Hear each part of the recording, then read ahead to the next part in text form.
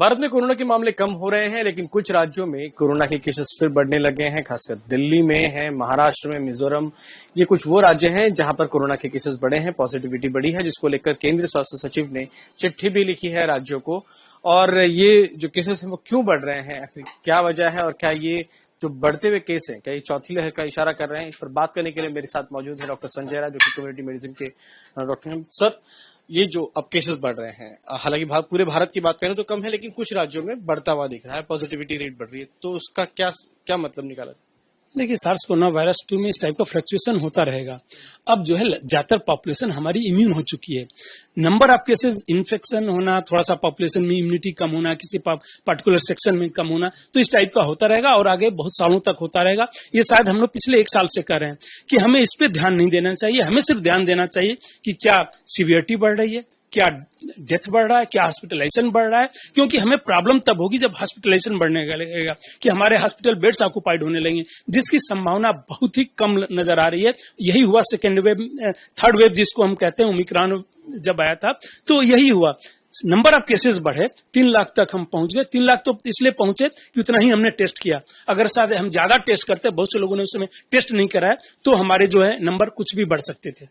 Sir, अभी एक नया वेरिएंट जो है सामने आया है, ओमिक्रॉन का ही एक वेरिएंट है, तो वो थोड़ा डराने वाला लग रहा है, क्योंकि एक्सी के बारे में कहा जा रहा है कि बहुत ट्रांसमिसेबल है। क्या जानकारी है सर, कितना खतरनाक हो सकता है? देखिए, जब भी नया वेरिएंट आता है और इन्फेक्शियस ज्यादा होता है, अगर जिस दिन ज्यादातर लोग कह रहे थे कि लॉकडाउन कर देना चाहिए, और ये उस दिन भी मैंने कहा था, आप लोगों से ही कहा था कि ये हाईली इन्फेक्शियस है बट माइल्ड नजर आ रहा है। और उस समय 99% के आसपास जो है ये था, डेल्टा था। उस समय हम लोगों ने कहा था कि ये जो है ओमिक्रॉन जो है शायद इसको रिप्लेस कर देगा, और आज की डेट में ऑलमोस्ट 100% जो है ओमिक्रॉन है पूरी दुनिया में, तो वो रिप्लेस कर दिया। जब भी कोई नया वेरिएंट आता है, ये ओमिक्रॉन का ही एक लिनेज है, उसी का मतलब दूसरा रूप है। तो इस टाइप का जब हाईली इन्फेक्शियस है, उससे भी ज्यादा इन्फेक्शियस है, तो चांसेस हैं कि उसको रिप्लेस कर देगा एग्जिस्टिंग को। बट अभी तक कोई ऐसा एविडेंस नहीं है कि उससे ज्यादा सीवियर है, और यह बहुत ज्यादा प्रॉब्लम क्रिएट कर रहा है, सीवियरिटी, हॉस्पिटलाइजेशन बढ़ा रहा है, डेथ बढ़ा रहा है। जब तक ये एविडेंस नहीं आता है, तब तक जो है हमें इसको मॉनिटर करते रहना चाहिए, लेकिन इसको लेके बहुत बड़ी चिंता जो है और पैनिक नहीं होना चाहिए। सर, अब बच्चों में भी वैक्सीनेशन शुरू हो चुका है, 12 साल से ज्यादा उम्र के बच्चों को मिला है, लेकिन अब जब स्कूल खुले हैं, तो खासकर अगर बात करें दिल्ली से सटे नोएडा या गाजियाबाद की, यहाँ पर कुछ मामले आए हैं, कुछ स्कूलों में बच्चे संक्रमित हुए। इसको किस तरह देखते हैं? क्या स्कूल खुलने से कुछ ये बच्चे संक्रमित हो सकते हैं? संक्रमित कोई भी हो सकता है और कभी भी हो सकता है, वैक्सीन दें न दें, क्योंकि वैक्सीन जो है संक्रमण को नहीं रोकता है। वैक्सीन जो है सीवियरिटी एंड डेथ को रोकता है। एडल्ट में सीवियरिटी डेथ है, बच्चों में सीवियरिटी डेथ है ही नहीं। और ऑलरेडी हमारे बच्चे ज्यादातर इन्फेक्ट हो चुके हैं। जो सीरो सर्वे आईसीएमआर ने जब किया था, पिछले साल जून जुलाई में ही किया था, तो उसने पाया था कि 60% से ज्यादा बच्चे इन्फेक्ट हो चुके हैं। मतलब करीब 27 करोड़ इस देश के बच्चे ऑलरेडी इन्फेक्ट हो गए, उन्हें पता भी नहीं चला। इसलिए नहीं पता चला कि वह जो है उनमें सीवियरिटी होती ही नहीं है, न के बराबर बच्चों में होती है। तो अगर हम टेस्ट करते रहेंगे तो पता चलता रहेगा।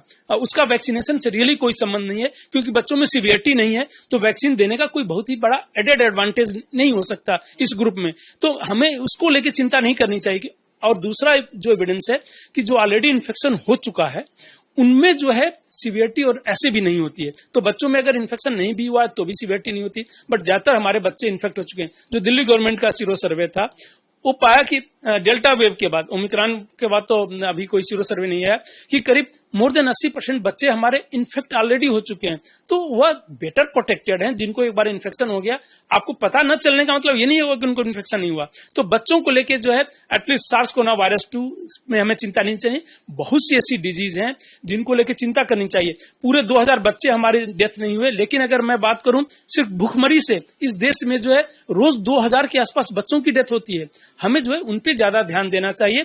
कई बार वेस्टेड इंटरेस्ट में लोग इसकी बातें करते रहते हैं। हमें ये भी देखना पड़ेगा कि वो कौन से लोग एक्सपर्ट हैं जो इसकी बातें कर रहे हैं। कम से कम डोमेन एक्सपर्ट ने मेरी जानकारी में कभी भी ये नहीं कहा है कि बच्चों में ये खतरनाक है।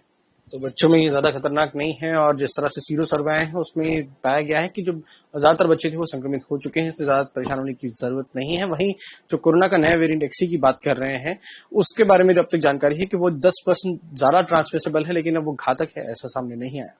कैमरामैन अरविंद के साथ प्रफुल्ल श्रीवास्तव, एबीपी न्यूज दिल्ली।